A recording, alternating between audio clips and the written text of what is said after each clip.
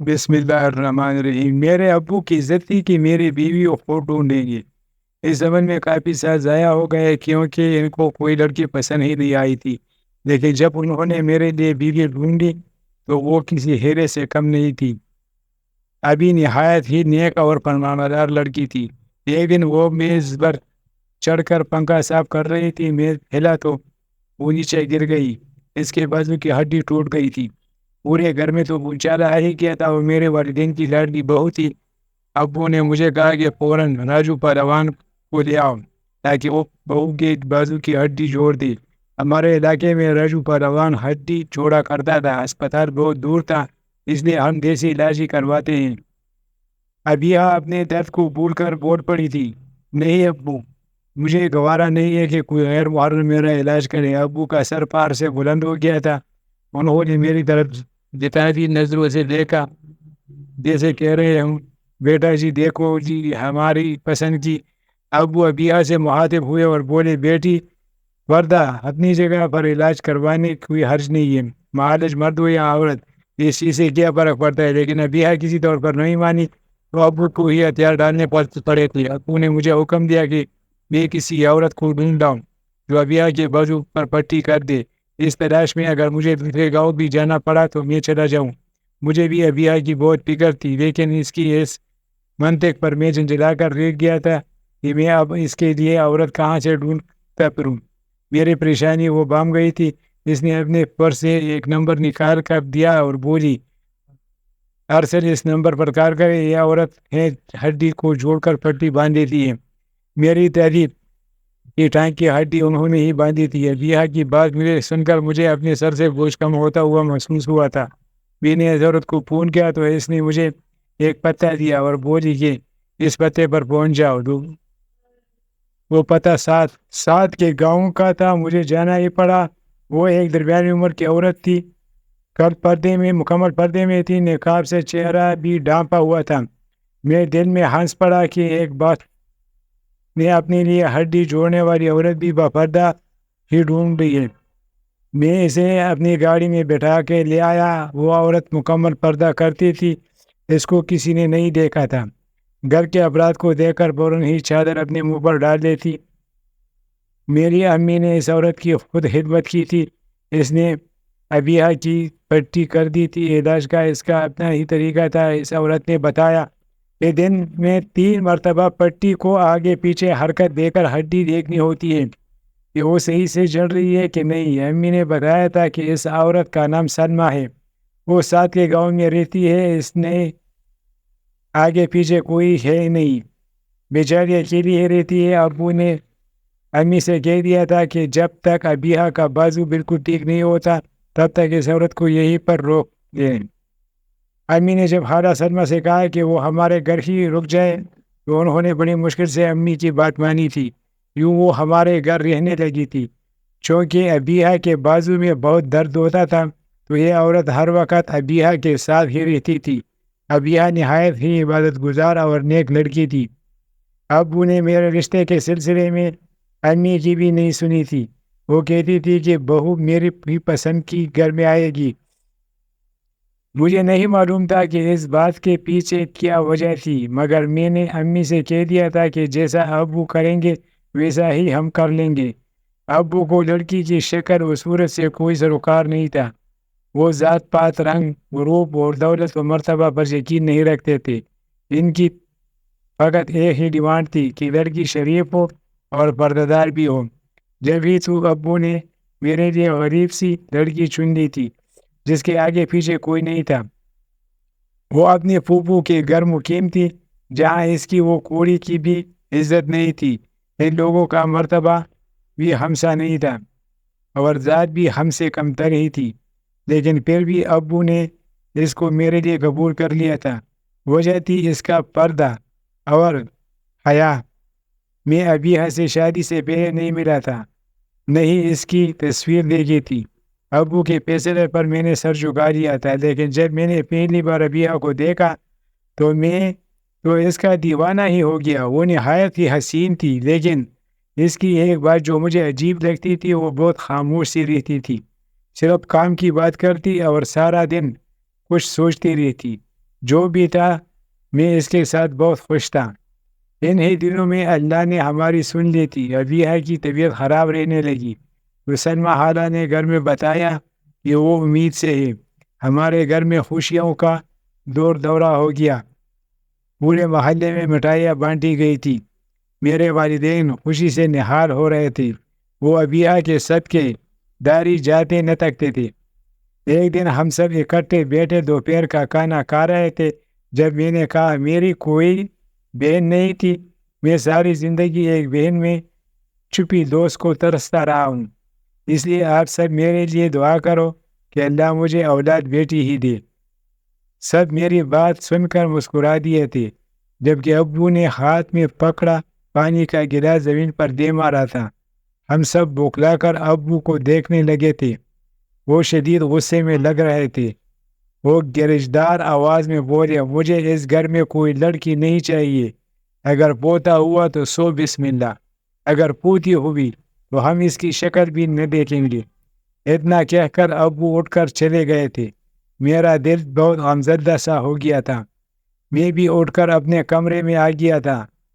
میرے پیچھے ہی میری امی بھی چلی آئی تھی۔ میں نے امی سے ابو کے رویے کا شکوہ کیا تو وہ رو پڑے تھی۔ ان کے چہرے پر غم کے بادل پھیر چکے تھے۔ وہ مجھے اپنی زندگی کے بارے میں بتانے لگی تھی۔ اصل جب میری شادی ہوئی تو تمہارا باپ نہایت پکڑا ہوا انسان تھا۔ مجھ پر بھی انتہا شک کرتا تھا۔ میری ہر چھوٹی سے چھوٹی بات پر نظر رکھتا تھا۔ انہوں نے میرے کہیں آنے جانے پر بھی پابندی لگا دی تھی۔ کسی سے ملنے بھی نہیں دیتے تھے۔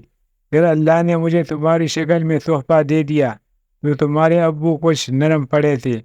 میری بہت خواہش تھی کہ میرے گھر بیٹی پیدا ہو، لیکن بیٹی کے ڈر سے تمہارے ابو نے مزید اولاد ہی پیدا نہیں ہونے دی تھی۔ مجھے نہیں معلوم کہ وہ عورت ذات سے اتنی ہار کیوں کھاتے ہیں۔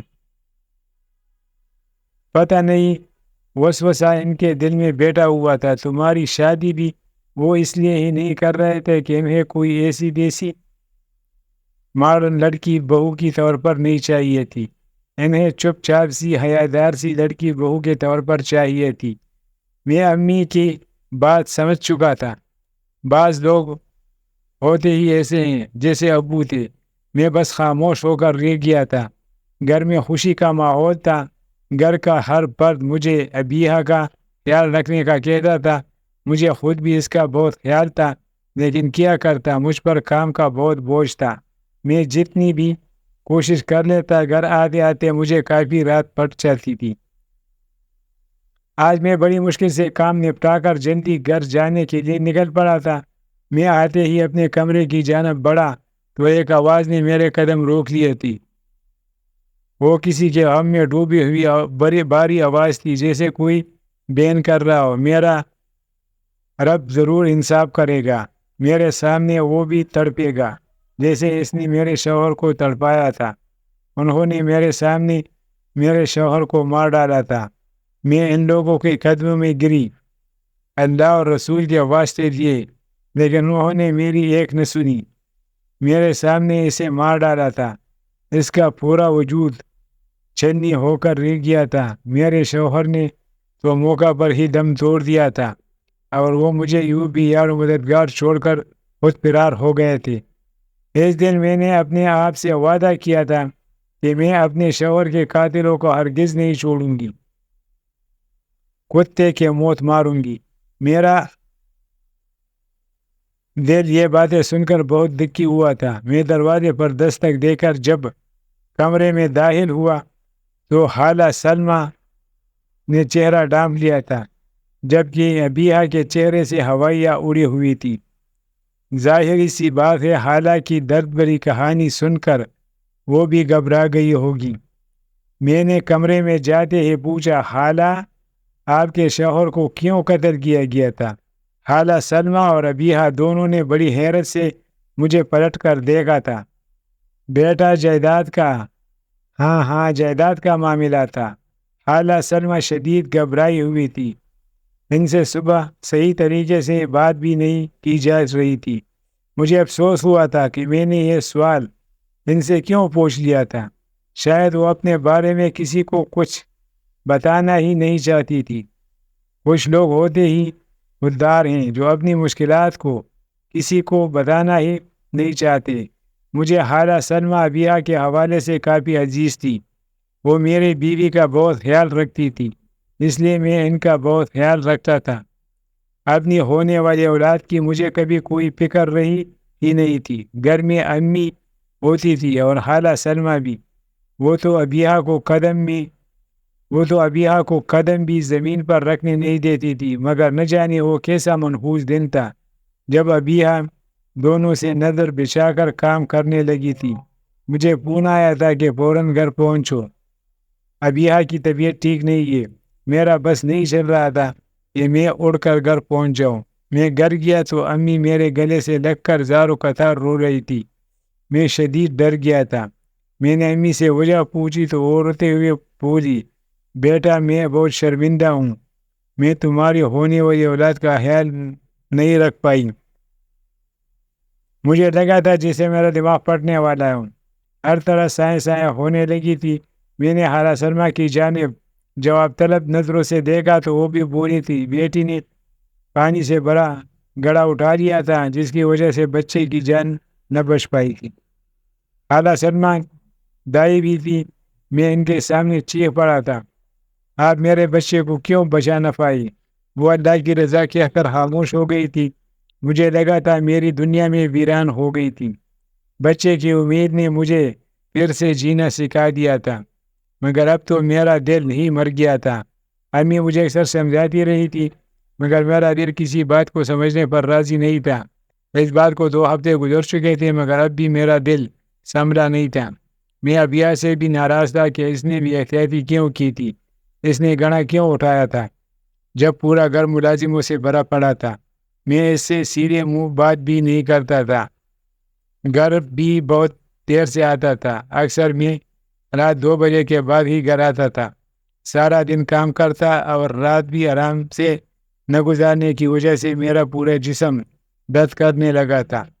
مجھے بخار محسوس ہوا تو میں گھر جلدی چلا گیا تھا۔ سوچا یہی تھا کہ آرام کی دوا لے کر سو جاؤں گی، مگر میری قسمت میں ایک اور دھچکا ابھی لکھا تھا۔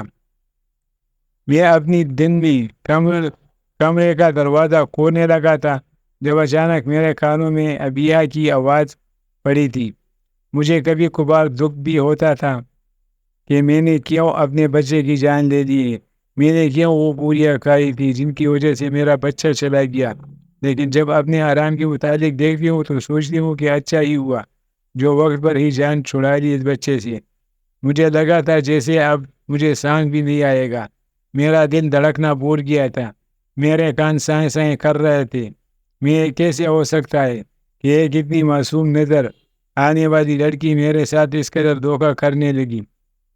میں نے داڑ کی آواز سے دروازہ کھولا۔ سلمیٰ خالہ نے جلدی سے اپنا منہ ڈالنے کی، وہ دونوں شدید گھبرا چکی تھی۔ میں نے ابیہ کو بازو سے پکڑا اور اسے گھسیٹتے ہوئے باہر لان میں لے آیا جہاں میرے والدین چائے سے لطف اندوز ہو رہے تھے۔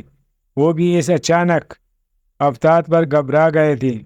امی آگے بڑھی اور بولی، کیا بات ہے؟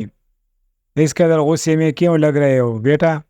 تو میں چلا اٹھا۔ اب وہ اپنی اس چہیتی بہو سے پوچھے کہ اس نے میرے بچے کو کیوں مارا، اس نے کیوں ایسی گولیاں کھائی تھی۔ میری بات سن کر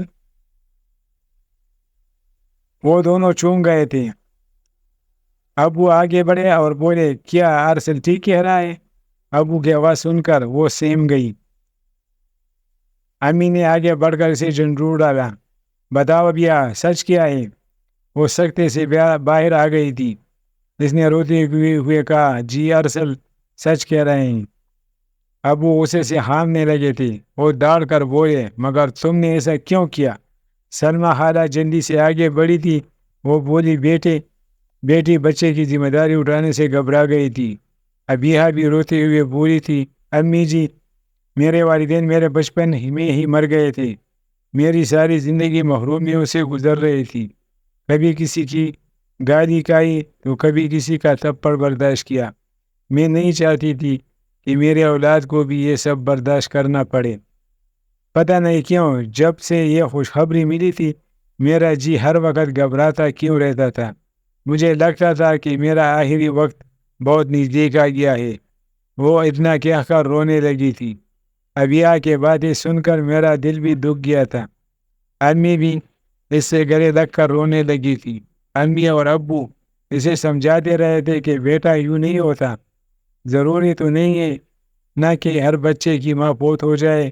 میں وہاں سے چلا گیا۔ مجھے رہ رہ کر افسوس ہو رہا تھا کہ میں نے اپنی بیوی کا راز کیوں نہ رکھا۔ مجھے اب احساس ہوا تھا کہ وہ اتنی چپ چپ کیوں رہتی ہے۔ اس کے اندر احساس کمتری اور دکھ تو شاید اسے خوش بھی نہ ہونے دیتی۔ ان کی باتوں نے مجھے بہت متاثر کیا۔ میں اب اسے زیادہ سے زیادہ وقت دینے لگا تھا۔ کبھی کبھار کھیتوں کے سیر کو بھی لے جانا تھا۔ اب تو وہ مجھ سے ڈھیروں باتیں کرنے لگی تھی۔ زندگی میں پہلی بار مجھے حقیقی خوشی کا پتہ چلا۔ سب کچھ بہت ہی اچھا جا رہا تھا۔ جب زندگی نے ایک بار پھر سے مجھے چاروں شانے چھت کرنے کا منصوبہ بنایا تھا۔ ہم سب سین میں چٹائی بچھا کر کھانے کے لیے بیٹھے تھے۔ ابیہ نے آج اچھا خاصا اہتمام کر رکھا تھا، بریانی، کوفتے، کباب اور کھیر۔ ابو نے سب سے پہلے بریانی اور کباب لیے تھے۔ امی بھی اپنی پلیٹ بھر چکی تھی۔ میں نے ابھی تک کچھ نہیں لیا تھا۔ خالہ سلمیٰ اور ابیہ بار بار مجھے بھی اصرار کر کے کھانا کھانے کی کہنے لگی تھی۔ میں نے اپنی پلیٹ میں بریانی لی اور چمچ بھر کر ابیہ کے منہ کے آگے کر دیا۔ وہ شرما گئی۔ اس نے میرا ہاتھ پیچھے دھکیل دیا تھا۔ ابو اور امی بھی مجھے حیرت سے تک رہے تھے۔ میں نے بآواز بلند کہا تھا، کیا آج جب تک خالہ سلمیٰ اور ابیہ کھانا نہیں کھا لیں گے ہم میں سے کوئی کھانے کو ہاتھ تک نہیں لگائے گا؟ ابو جی نے تیوری چڑھا کر پوچھا کہ برخوردار ایسا کیوں ہے؟ لیکن میں نے کوئی جواب نہ دیا تھا۔ میں زبردستی ایسا ابیہ کو کھانا کھلانے کی کوشش کر رہا تھا مگر وہ پیچھے ہٹتی چلی جا رہی تھی۔ یہ سب دیکھ کر خالہ نے اپنی پلیٹ میں کھانا ڈالا اور اٹھ کر کمرے کی جانب چل پڑی تھی۔ میں نے انہیں روکا اور کہا کہ آج آپ ہمارے سامنے کھانا کھائے گی۔ اس بار سلمیٰ خالہ سلمیٰ کے بجائے امی نے جواب دیا تھا، ارسل تم پاگل تو نہیں ہو گئے؟ تمہیں معلوم ہے نا وہ پردے کی وجہ سے ہم میں بیٹھ کر کھانا نہیں کھائے گی۔ میں مسکرا دیا تھا۔ میں نے پوچھا، تو امی جی آج آپ کی بہو کھانا کیوں نہیں کھا رہی ہے؟ میں بتاؤں، کیونکہ آج خالہ سلمیٰ اور ابیہ نے اس کھانے کی صورت میں ہم سب کی موت کا بندوبست کیا ہوا ہے۔ خالہ سلمیٰ کے ہاتھ سے کھانے کی پلیٹ چھوٹ کر نیچے گر گئی تھی۔ ابیہ بھی شدید گھبرا گئی تھی۔ وہ جلدی سے اٹھ کر خالہ سلمیٰ کے پاس جا کر کھڑی ہو گئی تھی۔ پھر میں بولا، کون سی ڈش میں زہر ہے یا پھر ان تینوں کھانوں میں تھوڑا تھوڑا زہر ڈالا گیا ہے؟ ہمارے گھر عجیب خاموشی چھا گئی تھی۔ ابو اپنی گرجدار آواز میں بولے تھے، کیا ارسل ٹھیک کہہ رہا ہے؟ تب خالہ سلمیٰ نے بنا کچھ کہے اپنا نقاب الٹ دیا تھا۔ اب وہ انہیں دیکھ کر اٹھ کر کھڑے ہو گئے تھے۔ امی بھی ان کے پاس ساتھ ہی کھڑی ہو گئی تھی۔ حاجرہ تم؟ ابو کی آواز کائی سے آتی ہوئی محسوس ہو رہی تھی۔ پھر خالہ سلمیٰ بولے، میں حاجرہ نہیں، یہاں تمہاری اور تمہارے خاندان کی موت بن کر آئی ہوں۔ جس طرح تم نے میرے شوہر کو میرے سامنے مارا تھا، میں تمہارے سامنے تمہاری بیوی اور اولاد کو ماروں گی، پھر تمہیں بھی تڑپا تڑپا کر ماروں گی۔ دراصل ہوا یہ تھا کہ میں جب کام سے آیا تو ابیہ مجھے اپنے کمرے میں نظر نہیں آئی تھی۔ میں اس کو ڈھونڈتا ہوا کچن کی طرف چلا تھا جب خالہ سلمیٰ کی آواز میرے کانوں میں پڑی تھی۔ وہ کھانے میں ایک پڑیا ملا کر کہہ رہی تھی، ابیہ آج تمہارا سارا سسرال ختم کر دوں گی میں۔ یہ سب سن کر تو میرے قدموں تلے سے جان ہی نکل گئی تھی۔ اب وہ بولے، حاجرہ تم جانتی ہو وہ شخص ہمارا ملازم تھا، اس کی ذات اور مرتبہ ہم سے کم تر تھا۔ تم اس کے ساتھ بھاگ گئی تو زمانہ ہم پر تو کرنے لگا تھا۔ ابو جی نے اس بات کا اتنا صدمہ لیا تھا کہ انہوں نے موت کو گلے لگا دیا۔ تمہاری وجہ سے مجھے عورت ذات سے نفرت ہو گئی تھی۔ میں نے ساری زندگی اپنی بیوی پر شک کیا، بیٹی بھی پیدا نہ ہونے کی دعا کی کہ وہ کہیں میرے منہ پر کالک نہ مل دی، جس طرح تم نے میرے باپ کے منہ پر مل دی تھی۔ بہو کا انتخاب بھی میں نے کس قدر سوچ سمجھ کر کیا تھا، تم کیا جانو، تم نے میرے باپ کو کھا لیا ہے، پھر میں تمہارے شوہر کو کیسے چھوڑ دیتا؟ میرے سر پر تو آسمان گرا تھا۔ خالہ سلمہ تو اصل میں ہاجرہ پھوپھو تھی، ابو کی بہن، جن کے بارے میں ہم نے سن رکھا تھا کہ وہ تو اپنے بچپن میں ہی وفات پا گئی تھی۔ خالہ سلمہ بولی، ذات پات، اونچ نیچ کچھ نہیں ہوتا، یہ سب تم انسانوں کے بنائے ہوئے قانون ہیں۔ اللہ کے سامنے سب انسان برابر ہیں۔ اگر ذات پات اتنی ہی اہمیت رکھتی تھی تو تم نے اپنے بیٹے کے لیے کم ذات کی لڑکی کیوں چنی؟ تم نے جس شخص کو پنجات ہونے پر موت کی سزا دی تھی، اسی پنجات والے شخص کی بیٹی کو بہو کیوں بنا لیا؟ پھر اب کی بار ہم سب کو دھچکا لگا تھا۔ اب یہ خالہ سلمہ کی بیٹی تھی، اس نے مجھ سے شادی صرف اپنے باپ کے قتل کا بدلے لینے کے لیے کی تھی۔ ادھر ابیہ بھی حیرت بھری نظروں سے اپنی امی کی جانب دیکھ رہی تھی۔ وہ بولی، امی کیا یہ لوگ ہمارے رشتہ دار ہیں؟ آپ نے تو کہا تھا کہ دشمنوں سے بدلہ لینا ہے۔ خالہ سلمہ بولی، جس شاہ نے میرے سر سے سایہ چھین لیا تھا وہ میرا رشتہ دار کیسے ہو سکتا ہے؟ وہ تو میرا دشمن ہی ہوا نا۔ اس نے میرے شوہر کو مار ڈالا اور مجھے زندہ چھوڑ دیا۔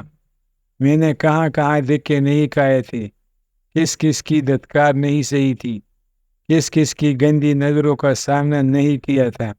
کیسے لوگ میری مدد کرنے سے پہلے مجھ سے پوچھتے تھے کہ میں ان کو کیا دے سکتی ہوں۔ میں نے اپنی ذات کا بدلہ نہیں لینا تھا کیا؟ اب یہاں میں تمہیں کھانا کھلا کر خود 2 دن بھوکے رہتی تھی، بھوک کی وجہ سے مجھے راتوں نیند نہیں آتی تھی۔ میں نے کس قدر مشکل سے تمہاری عزت کی حفاظت کی، تمہیں پردہ سکھایا، نماز روزہ کی پابند بنایا تاکہ تم رستہ پٹک نہ جاؤ۔ میں نے تنہا ایک بچی کے ساتھ بہت خواری سہی ہے۔ خالہ سلمہ رو پڑی تھی، ابو بھی رو پڑے تھے۔ ابو نے ہاتھ جوڑ کر اپنی بہن سے معافیا مانگی تھی۔ وہ یہی کہتے جا رہے تھے کہ مجھ سے بہت بڑی زیادتی ہو گئی تھی، مجھے معاف کر دو۔ وہ دونوں بہن بھائی ایک دوسرے سے گلے شکوے کر رہے تھے۔ جب میں نے سوچ لیا تھا کہ میں ابیہ کو طلاق دے دوں گا کیونکہ اسے تو مجھ سے کسی قسم کا لگاؤ تھا ہی نہیں، اس نے اپنے باپ کا بدلہ لینے کے لیے مجھ سے شادی کی تھی۔ اسی بدلے کی خاطر اس نے میرا بچہ بھی مار ڈالا تھا۔ اب وہ اپنی بہن کی منتیں کر رہے تھے، ہاجرہ میرے سر میں جوتے مار لو مگر غصہ توک دو۔ تب ہی میرے کانوں میں ابیہ کی آواز گونجی تھی، امی پلیز میری خاطر ماموں کو معاف کر دے، میں ارسل سے بہت محبت کرنے لگی ہوں، ان سے جدائی کا تصور ہی میری روح کو تڑپا رہا ہے۔ آپ کی خاطر میں نے کہا کچھ نہیں کیا، اپنے ہیرے جیسے شوہر کو دھوکہ دیا، اب بس کر دے پلیز۔ ابیہ کی باتیں سن کر میری آنکھیں آنسو سے بھر گئی تھی۔ اس کی باتوں نے مجھے اپنی ہی نظروں میں معتبر کر دیا تھا۔ امی نے آگے بڑھ کر اپنی بہو کو گلے لگا لیا تھا۔ خالہ سلمہ نے بھی اپنے بھائی کو معاف کر دیا تھا۔ میں جانتا تھا کہ ان بہن بھائیوں کے گلے شکوے اتنی جلدی ختم ہونے والے نہیں تھے، لیکن میں اس میں خوش تھا کہ انہوں نے میرے اور ابیہ کے لیے ایک دوسرے کی جانب صلح کا ہاتھ بڑھا لیا تھا۔ مجھے امید ہے کہ آپ خوشیاں ہماری منتظر ہوگی۔